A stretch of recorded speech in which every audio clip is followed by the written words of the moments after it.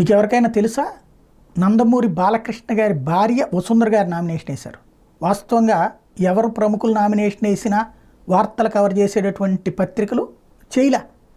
Even Telugu Desam మీద నిత్యం 100 కళ్ళేసి చూసేటటువంటి సాక్షి కూడా హైలైట్ చేయలే. అలాగే ఈనాడు, ఆంధ్రజ్యోతి కావాలని డౌన్ ప్లే చేసినాయి. ఇది ఎలక్షన్ కమిషన్ ఆఫ్ ఇండియాకి సంబంధించినటువంటిది.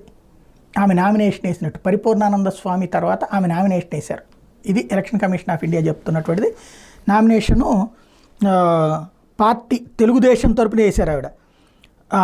Nandamuri Vasundhara Devi Hindupuram constituency status applied nomination వేశారు. ఇది తాజా సమాచారం.